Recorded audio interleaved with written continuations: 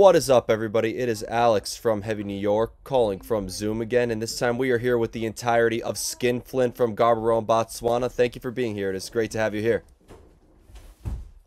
Awesome. Thank you. Thanks for having us. Thank you, man. Thank you, Alex. Yeah, it's so great to have you guys have Skinflint back on the show. I know a lot has changed since 2018 or 2019 since we last spoke. The new album is Hate Spell, absolutely kick-ass album. How was the making of this album? I know, Cosmos, this was your first edition with Skinflint, but how was the making of this whole entirety of Hate Spell?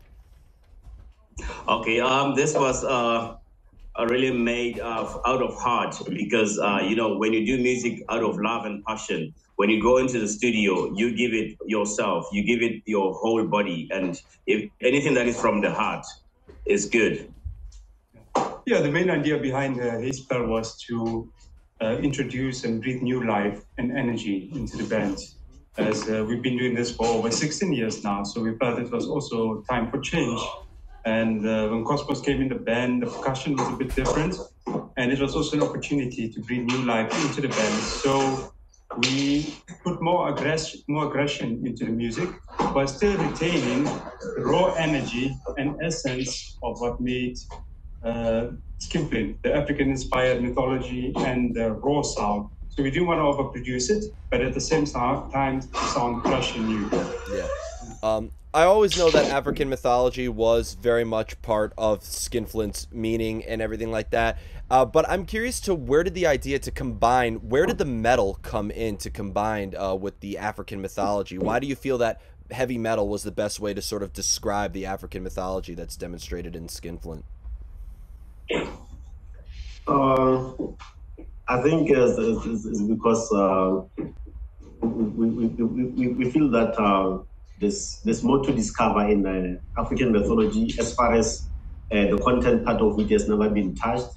And there's a lot of bands that, the bands from Africa, they like to associate themselves with a more like European inclined way of writing. Even the lyrical content is more of a Western way. But we feel that this part of the music, or the part of the, what can you call it? The lyrics, yeah. Yeah, the lyrical content part of it, it is rich because it has never been touched, like I said before. And we feel that there's more to explore in that area, and the creativity will be endless. Yeah, like Kiboni was saying, most of these stories have not been touched by the mainstream media. And if you look at most fantasy settings, so you get like Middle Earth from Tolkien, or you have like Dungeons and Dragons, and you have a lot of them are very European inspired. But there's a lot about African mythology that's not been covered in Western media, because many of these stories that are heard, they've not been covered by any mainstream media. So we felt it was a good opportunity to put this into the music, because heavy metal is a music that breaks stereotypes and it breaks boundaries.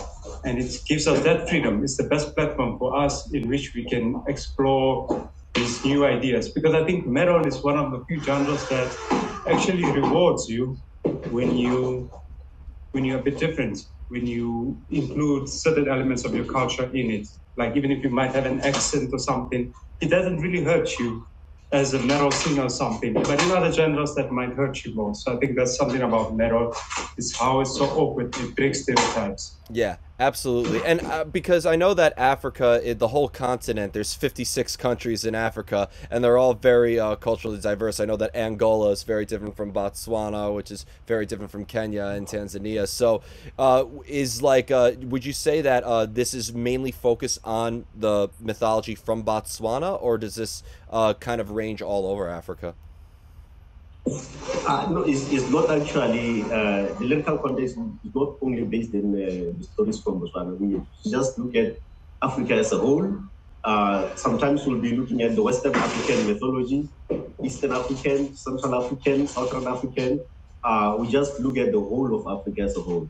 But in terms of the instrument or the backtrack wise, the most of the influences are, I would say, will be more Botswana-like, because of the music that we grew up listening to, our traditional music. We try to infuse that in a lot of that in our in our backtrack. Like, but when it comes to the mythology, we just open. We look at the whole of Africa. Yeah, Even if it's something that, as far as something that is not being touched, that is what our interest is in. Yeah. Yeah, I hear percussion in the background too, but it's okay. I just wanted to mention that. Is there ever a time where your personal life or your personal emotions or personal experiences are also incorporated as subject matter or influencing the music as well? Or do you prefer that the music of Skinflint is more or less an escapism from your own personal lives? To me, it's not about lyrically. It's nothing to be deep or philosophical or anything very personal, but more to be about fun. You know, it's a fun thing, like the same way you enjoy fantasy or something like that. It's just meant to be fun for me personally. Yeah, and also when you write music, you give each and every member of the band to give their input in terms of creativity, whether it's the drummer, whether it's the guitarist or the bassist. So we'll never know, but what we know is that the energy is very high. Once the guitarist like just come up with something, some piece here, when I feel that the energy is right for it, I just come up with some bass lines. And so we write music together, and the energy from all the different, all of the three of us is a combination, and that results in the. Yeah, there's not really, like you were saying, there's not really a formula. You know, like he can do a bass piece, he can put a drum part, I can put a guitar part. So we don't try to have a certain formula. So everybody's responsible, everybody's as important in the songwriting process of Skinflint. Do you all prefer to write music together when you're in the company of each other, or do you prefer if you're more alone in isolation when there's nothing between you and your instrument? Is it easier to come up with ideas when you're alone versus with your bandmates? So far, for the past 16 years, we are used to a general formula whereby we spend the time in studio. So we spend most of the time in studio writing songs. So we write songs together. But if you have something that it happens that you come up with some riffs or anything while you are alone, individual is inspiration. You come up, you can bring it up to the studio during the rehearsals and then you put it up in there. But mostly we give ourselves time to play music together, make changes together, and make mistakes. All this process that we all absorb it, we own up to the whole composition of the song. Everybody will be happy with it at the end. So that's how we write music. With me, it's similar to like Kiponi. I will come up with a riff if I'm alone, maybe in my head or something, and I hum it and I try to remember it. But I will never, ever complete the song alone. So I want to hear what he can input to that riff and what he can input also to that riff. So I'll have a guitar piece and then I'll present it to the band and I'll say, let's complete this together. So it's like, you have a story, you just write the first few paragraphs and then you all come in together and share the ideas. And that's a very important aspect of Skinflint. Like I said, that's why there's not really a formula. So I can have something, I go to the studio and I want to hear what he can put to it. And if he has something, he wants to see what I can put in it. So it's like kind of building blocks, putting a part on top of the song until that we all have contributed something to the song. So every single Skinflint song, there's no one individual member that made the whole song. I think that's quite interesting. And it's always the three of us, or whoever's on the current lineup, who puts a certain element, their own spin and interpretation to the song. But to be honest, I can tell you, what, most of the hits that we made, they just came up that same day while we were in studio, and then we complete the song the same day with easy. We don't have time to go and sit down and think about it very hard. Most of the hits that we made in Skinflint, most of them were made one time. They just came like a spirit, like you're getting a certain inspiration from somewhere, and then your fingers will be running all over the place, and then you get a nice music. Yeah, it's like a surprise. The music is playing you. Yeah. You are not playing the music. Guitar starts playing you. So it's really very spontaneous. Yeah. Just let yourself go. Take inhibitions away, and you just look at that guy. Do something. He looks at me. Do something. Okay, I'll do something. And you just going on the flow. So I think that's very spontaneous. A lot of improvisation. And also I'll say Skinflint is a team and more of a family. So everybody in the band is a team player. So there's no one like feeling left out or being dictated to play in such a particular manner. Of course. So in short, we look out for each other. Yeah. We look out for each other. When we feel like, okay, well, you can add something to or give me an idea when I'm playing the bass. Like, if you can add something like this, like that. So that's you know, the song is like, we believe that is what we all do it together. We all do it together, and we own up to it, and that's where we get the energy from all the time. Well, when I saw you guys on the last Soulfly tour, I see the essence of unity with how you bring multiple genres, how you bring multiple people together. I think if I could think of one word to describe Skinflint, it is unity within your music. And I'd imagine too, with everybody working together and there's no boundaries or rules, that has to make it very easy to experiment with your sound and to try new things, right? Yeah, that's how we went this far in life. I think, yeah, because we have left that element to rule us most of the time. Because you know, when we let people express themselves, you know, we tend to get this. I don't know how to describe it. We tend to get this certain, like, you know, spiritual connection with whatever you're doing. Yeah. You know, things just come, like, you know, I don't know. They just come like without so much effort.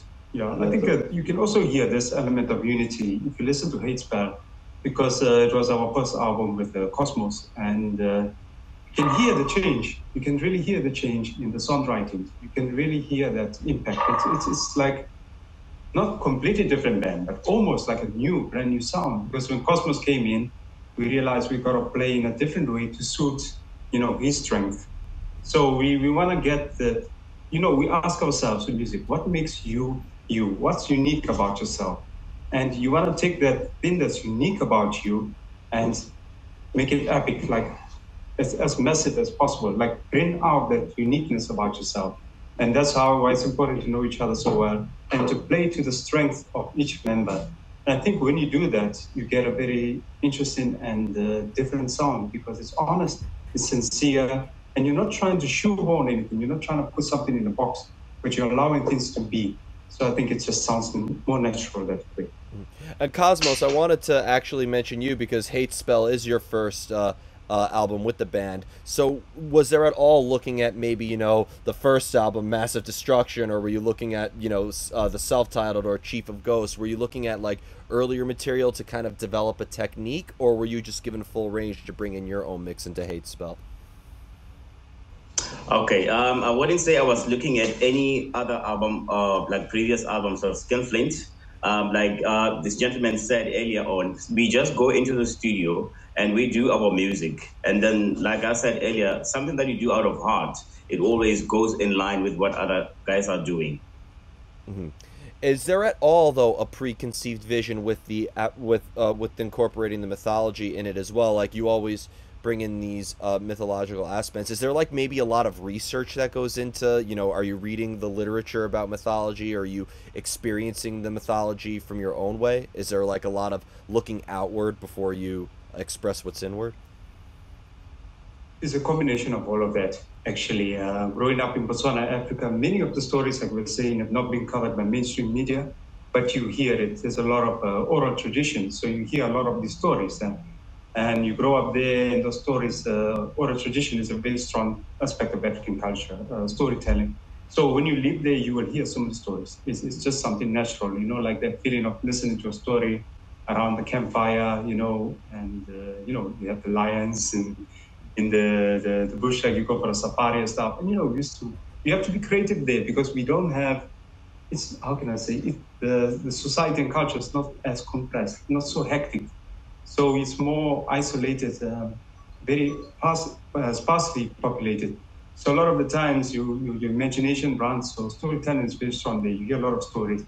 The other aspect of it is that some of it is definitely been written down. There are a lot of books about it. And so it's a mix of the stories we heard and a mix of reading some of the books, and some of it is history. So some of the tales are actually historical events that happened, like a previous one, and Nyota Nyota, which was the leopard man that used to kill, you know, dress like leopards and actually kill people. That really happened in DRC.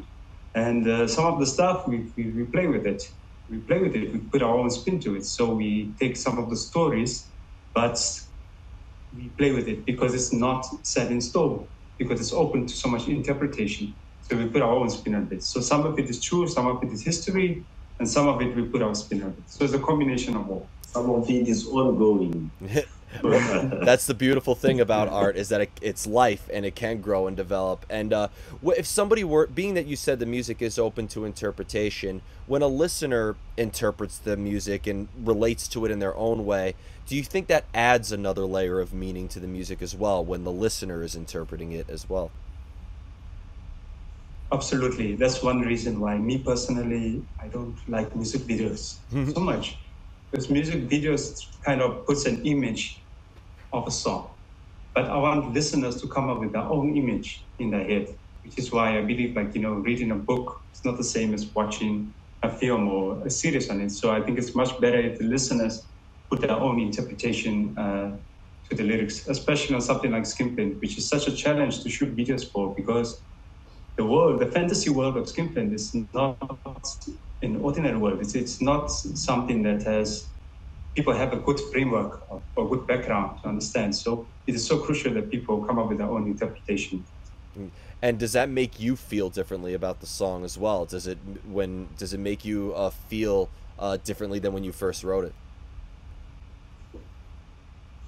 Come again? Does it make you Sorry, the line? No, it's okay. Does a listener's interpretation make you feel differently than when you first wrote the song? Like just was saying, art should not be, it should not enclose someone's mind. The expression should be endless. Like, whatever you write, and then, song, and then the way people interpret it, or the way they take it, it can also give you another angle. That's where hits are coming from. Sometimes you can be writing a song and then you are meaning something, and then when you come and play to the people, you find that this is your hit, but they're taking it in another angle, because, as an artist, sometimes whatever you are writing can be communicated to people in a different way. It can be saving their lives. It can be inspiring them to do something, waking up in the morning, giving them energy. Just like, a picture, like in what is called the other type of art, whereby you paint pictures. Every time you look at that picture, you might be looking at it in an angle, and then let's say the picture of Mona Lisa. You can look at it 1,000 times. You might be thinking that she says something that, like, what, the interpretation of that picture can come. It's endless, and it might be a piece of art for forever. So that's how I believe that the lyrics should be. It should be endless.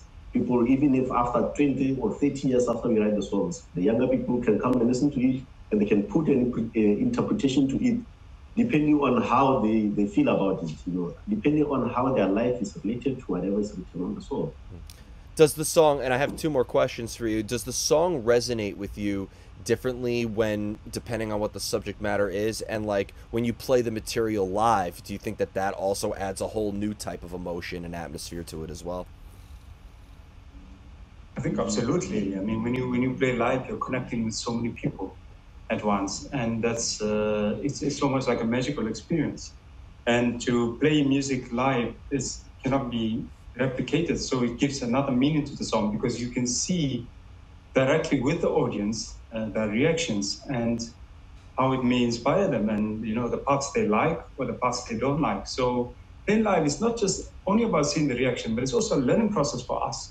It's a learning process because you learn the more you play live, which is why I think it's so crucial for a band to play shows out of the borders also, because when you play outside of your country, like we're coming here to the US, you get a very different reaction. You might get a very different reaction. Whereas with bands who play in one local community often, you start to realize you have more friends than you actually have fans. And those guys are going to cheer you. They're not going to be honest with you always. So to go out and then see that actual reaction is a learning experience, and to see how people interpret the music. And then when you get off the stage, what they tell you about your show, that is very important. So it gives you so much feedback, and that's about it. Yeah. And the final question I wanted to ask you, you led me perfectly into it, is because, bands in Europe, they always go outside their own countries and explore Europe. In the United States, people always go outside their states. In being from Gaborone, Botswana, do you go to like your neighbors in like Angola or Zimbabwe or South Africa or Zambia? Do you like explore? Do you go outside the Botswanan border and explore and tour a lot in Africa as well? Yes, we definitely do. We headlined in Nairobi, Kenya. We played shows in South Africa. we recently just did a great festival in Namibia. So yeah, we've done South Africa, we've done Namibia, we've done Kenya, we've toured in Southern Africa and Kenya also. Yeah. But one of the biggest challenges, unfortunately, in Africa is that travel expenses are ridiculously overpriced. Just an air ticket, they cost a fortune. So for many bands in Africa, they cannot, unfortunately, afford to do tours in Africa. And the economical situation makes it difficult because shows have to fall on the end of the month, where it's payday, because unfortunately for a lot of people, they can't really afford to come to the show on some, in the middle of the month or what. So you're going to get very poor attendances unless you play on the end of the month. So that is a big challenge. And yeah, but that's the reality of the situation. But despite that, I think we have some of the most passionate metal fans in Africa. And I think that we are so proud of our scene. We'll never forget about Botswana and our fans. Wherever we go, we carry them in our hearts. We are very proud of them and we're proud of our scene. And we're very thankful to have access to their music thanks to the internet. I interviewed a black metal band from South Africa called Constellation, if you are familiar with them. They were absolutely amazing, and there's so many different, again, because like Luanda, Angola is very different from like Cape Town, South Africa, and like very different from all these different places. So like you see the different cultures and the different music that's incorporated in it. It's always exciting. It's not like Sweden where it's a bunch of different death metal bands, or Norway where it's a bunch of different black metal bands, or New York where it's a bunch of different hardcore bands. It's different everywhere you go. Yeah, absolutely. I mean, Africa is massive. I mean, it's really big. It's people make the mistake to say Africa is one. It's not really one. So many cultures in Africa, so many languages, so many different people. But ultimately, I think Africa is very united. And there's so many great bands from there that I encourage, the listeners, you guys right now, check out some African metal. Just search African metal. So many articles about African metal. So many bands in the underground scene, making waves, both locally and international. So it makes me so happy to see that Africa is getting on the heavy metal map. Because when we started so many years ago, that was the main aim, to put Africa on the map of heavy metal, which is one of the reasons we put African mythology into the lyrics, to say, this is like African metal. This is something that comes from here and from Botswana and Africa, and we're proud of it. Heavy metal has no borders. Yeah, absolutely. Yes, Absolutely. So before we go, I want to thank you so much for your time today. I'm excited to see you guys kick ass with Soulfly in Brooklyn tomorrow. You'll see me in the front row going absolutely crazy. Is there just anything else with Skinflint that you would like to promote with the release of Hate Spell in terms of other tours lined up? Or what else we could be expecting from Skinflint in the future? Okay, for me, I would like to say that apart from the tours now, and a big thank you to the fans, and thank you to you for having us here. We want to say that we also have an EP called Artse, which fans can download for free to get a taste of the new lineup. And you can get it from skinflintmetal.com. And you can download that. Just download it for free on the website. So that gives you a taste of Hate Spell and a taste of the new direction of the band. And we're so excited to see you guys on stage. Hell yeah. Thank you so much, everybody. We are here with Skinflint, Hate Spell. Be sure to pick it up. We will see you next time on Heavy New York.